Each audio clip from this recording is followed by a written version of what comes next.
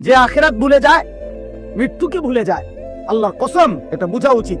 আমিও, আপনিও, বাবারাও, নওজোয়ানরাও, পর্দার আড়ালের মা বোনরাও, আখিরাত ভুলে গেলে মুসলমান থাকে না। পরকাল যার জেহেন থেকে সরে গেছে, যার ধ্যানে, চিন্তায়, চেতনায়, চলাফেরায়, উঠা বসায়, লেনদেনে আখিরাত আখিরাতের বলতে কিছুই তার মনে নাই, তারে মুসলমান বলে না।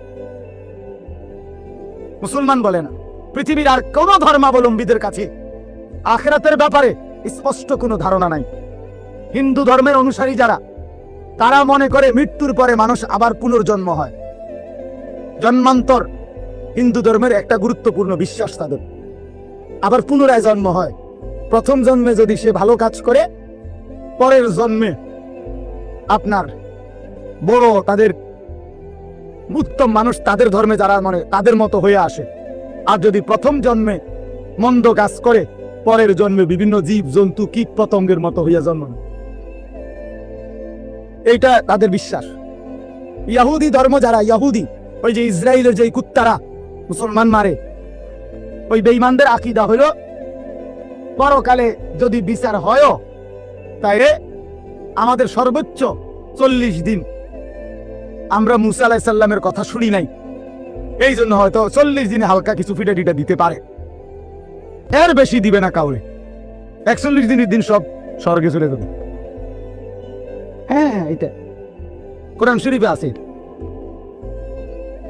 এইভাবে খ্রিস্টানদের আকীদা হইল, এই যে সারা পৃথিবীর যত খ্রিস্টান ইউরোপের, তাদের কথা হইল আমরা পৃথিবীতে যত অপরাধই করি না কেন, আমাদের পরকালের সমস্ত অপরাধ মোচন করে আমাদেরকে স্বর্গে নিয়ে যাওয়ার জন্য আমাদের যেই ঈসা আল্লাহর পুত্র নাউজুবিল্লাহ দিয়েছেন, উনি সমস্ত পাপ নিজের কাঁধে তুলে নিয়ে আমাদেরকে স্বর্গে দিয়ে দেবেন।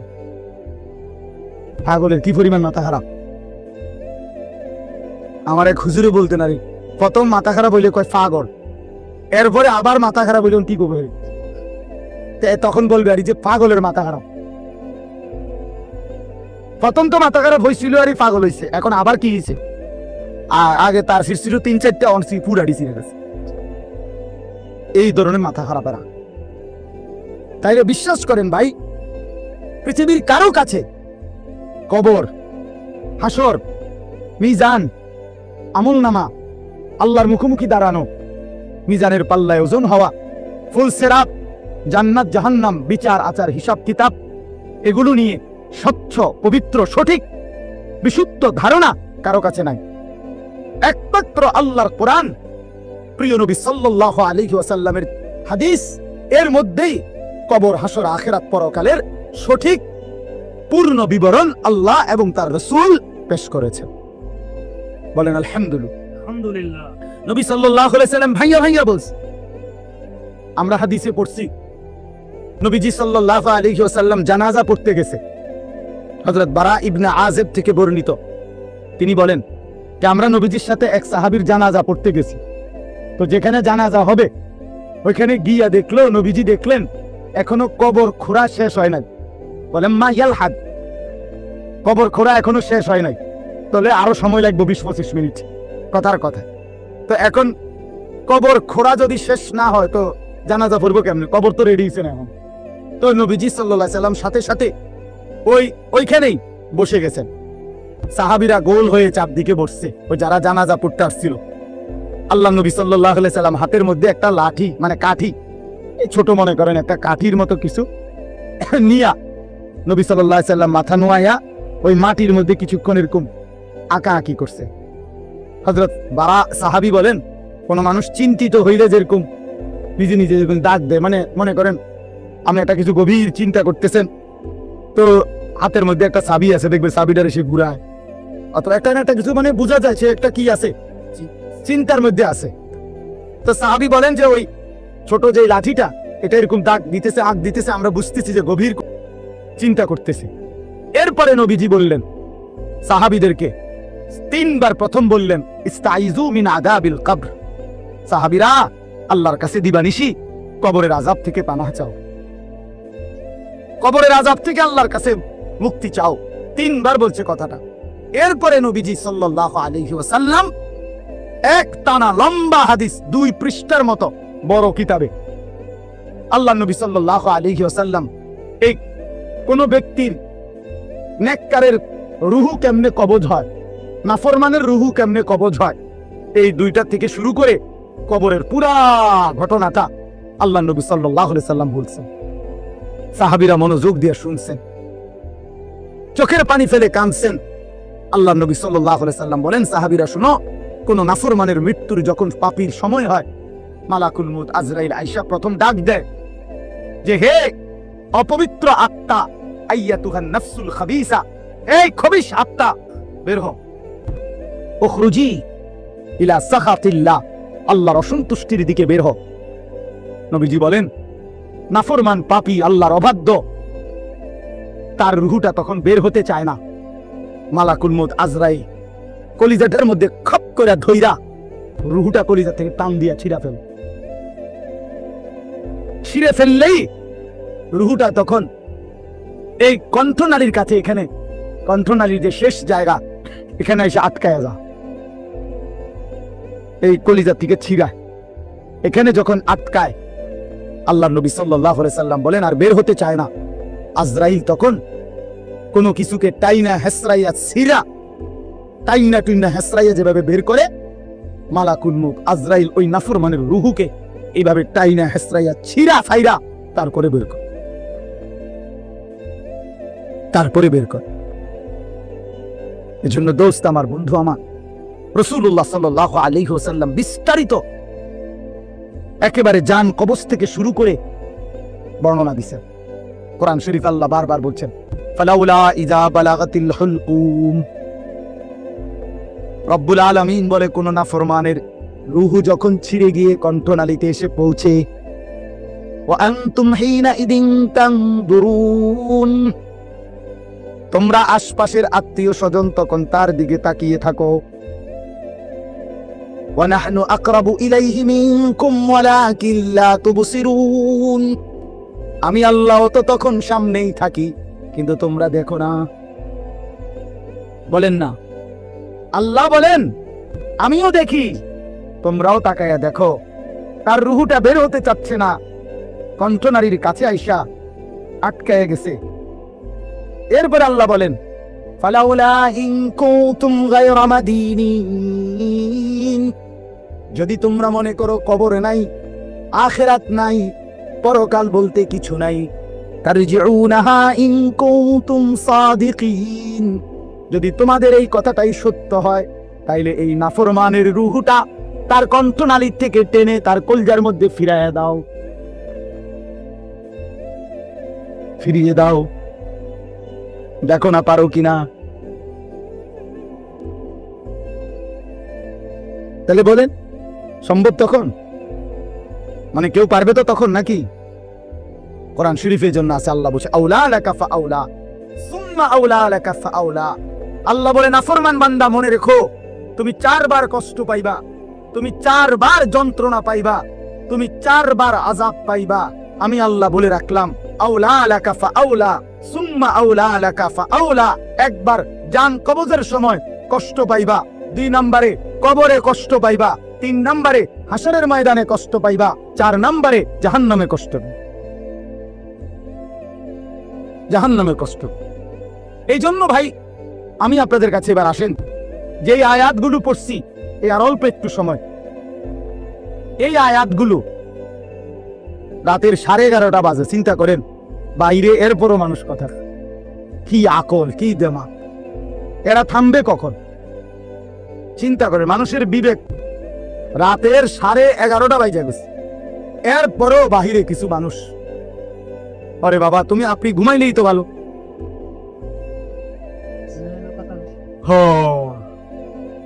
কোনো কথাই, মানে আল্লাহর কথা কানের ধার দিয়েও যায় না।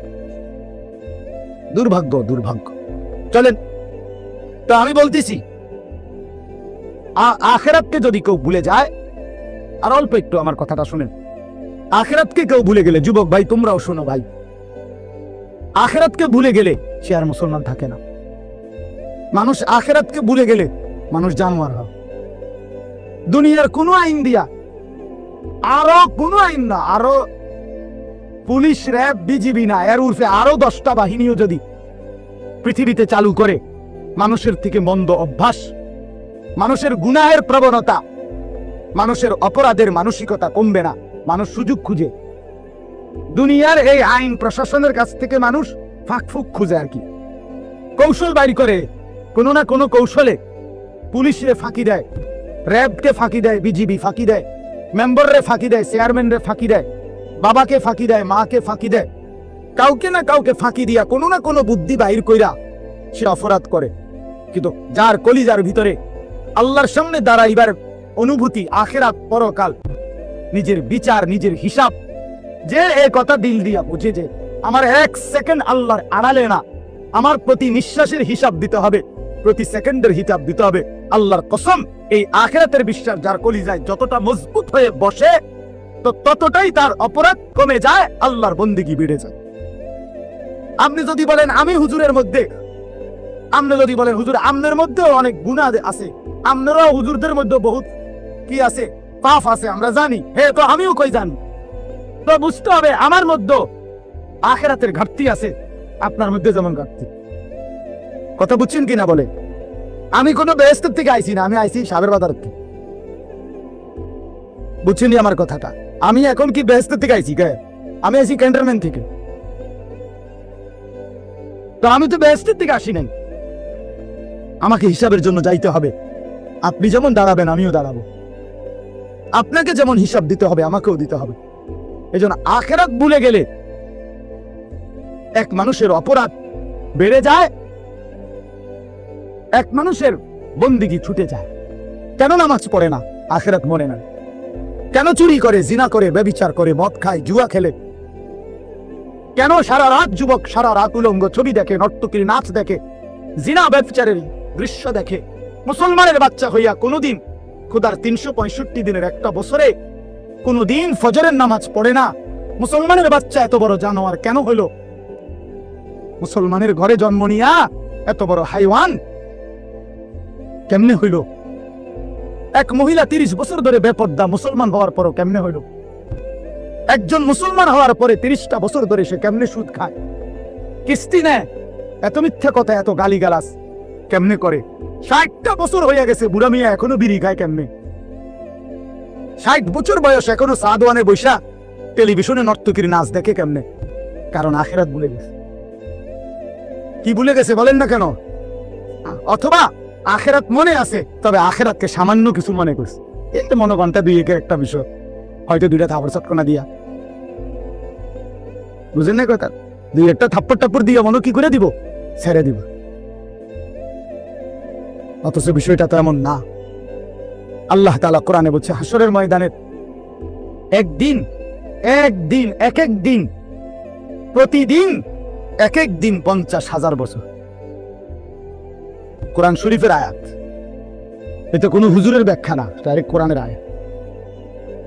ফি ইয়াউমিন কানা মিকদারুহু 50,000 সানা, প্রতিদিন একদিন হাসরের ময়দানের 50,000 বছর।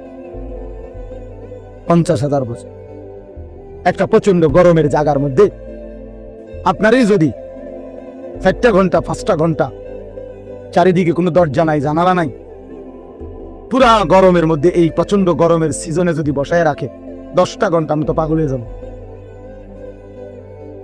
আপনি তো গরমে পাগল হয়ে যাবেন। তো 50,000 বছর একদিনে মাথার উপরে সূর্যটা থাকলে দোস্ত আমার কি হবে অবস্থা? পায়ের নিচের জমিন তামার মতো হলে কি হবে? আল্লাহ নবী সাল্লাল্লাহু আলাইহি সাল্লাম বলেন, উম্মত 1 সেকেন্ডের জন্য এই এক পাও রাখতে যেটুকু জায়গা, পায়ের তালু, এতটুকু জায়গার অতিরিক্ত কাউকে 1 সুতা জায়গা বেশি দেওয়া হবে না। মাউদাউল কাদামিন, শুধু পাও রাখবার জায়গাটাই হাসরের ময়দানে মিলবে। ডানে বামে সামনে পিছনে আর আগাইতেও পারবে না, পিছাইতেও পারবে না, এবং 1 সেকেন্ডের জন্য বসতে পারবে না। ইয়াউমা ইয়াকুমুন নাসু লিরাব্বিল আলামিন, দাঁড়িয়ে থাকতে হবে। মাথার উপরে সূর্য থাকবে, পায়ের নিচে জমিন তামার মতো, নড়াচড়ারও কোনো ডান বাম করার সুযোগ নাই। জাহান্নাম সামনে, ওয়াজি ইয়াউমা ইদিন বিজাহান্নাম, কোরআন শরীফ আল্লাহ বলছে হাসরের ময়দানে জাহান্নামকে সকলের সামনে এনে দাঁড় করানো হবে, জাহান্নামকে দেখবে। এই অবস্থায় কেমন হবে হালাত? আমি এই বছর এই যে গত হজে আরাফার দিন, যেদিন হজের দিন, বিশ্বাস করেন হজের দিন, আরাফাতের দিন মানে হজ্জের সময়, ওই তাঁবুর বাহিরে দাঁড়াইয়া, খোলা আকাশের নিচে দাঁড়াইয়া দোয়া করা, এটা একটা সুন্নত, মানে নবীজির একটা আমল ছিল। নবীজি আরাফার দিন, হজের দিন তাঁবুত থেকে সইরা আলগা হইয়া খালি আকাশের নিচে দোয়া করছা লম্বা সময়। এই আমলটা করার জন্য বিশেষ করে এই বছরের হজে 2-3 বাইর হইছি। এই কদ্দুর 2 মিনিটও বিশ্বাস করেন মনে হচ্ছে যেন না আগুনের গোলা মারতে আসো শরীরে। গরম কাহাকে বল, একেবারে পুড়ে গেছে পাউডার পুইয়া। আমি বাড়িতে আসার পরও তো প্রায় 15-20 দিন আমার হাতের কোনো শোধ আসিল, এত গরম ছিল এবছর। তো অথচ আমরা সবাই বৈজ্ঞানিক গবেষণার কি যেন আমাদের থেকে সূর্য কত দূরে, কত জি আচ্ছা ধরেন না যে দূর দূরে, এই 2,86,000 কণার 30 লক্ষ মাইল দূরে, কোন যাই বলেন অনেক দূরে কিনা বলেন না, এই লক্ষ লক্ষ মাইল দূরে সূর্যের তাপে যদি এই অবস্থা হয়, মাথার উপরের সূর্যের কি অবস্থা হবে? কেন নামাজ পড়ো না ভাইয়া? এই বাস মুসলমানের বাচ্চা, কেন নামাজ পড়ো না? ছেলেরা আমার, কেন নামাজ পড়ো? কেন নামাজ পড়ো? মালিক আর কেমনে বললে নামাজ পড়তে? রাসূলুল্লাহ সাল্লাল্লাহু আলাইহি ওয়াসাল্লাম হাসরের ময়দানে জিজ্ঞাসা করবে, উম্মত পিঠটা তায়েফের পাথরের আঘাতে চাল্লির মতো ছিদ্র বানায় ফেলছিলাম, ক্ষুধার কষ্টে পেটে পাথর বাঁধছিলাম, 3 মাস আমার ঘরের চুলায় আগুন জ্বলে নাই, আমি উম্মত দান শহীদ করে রক্তে ভাসে গেছি, 23টা বছর আমি কোনোদিন ঠিক মতো ঘুমাই নাই, এত কাঁদলাম, এত রক্ত ঝরাইলাম, বিনিময়ে তোর কলজাটা নরম করতে পারলাম না, তোর দিলটা নরম করতে পারলাম না উম্মত। আমি আর কত কাঁদলে তুই আমার কথা শুনতা? আমি আর কত রক্ত ঝরাইলে আমি নবীর কথা মনে পড়তো? বলে কি বলবেন ভাই? বলে কি জবাব হতে পারে তখন? আল্লাহ আল্লাহ আমাদেরকে বুঝ দান করে। এজন্য চলেন আমরা, আল্লাহ তাআলা আমাদেরকে বলছে, বান্দা তুমি জান্নাতে যাইতে হইলে তাকওয়া অর্জন করতে হবে।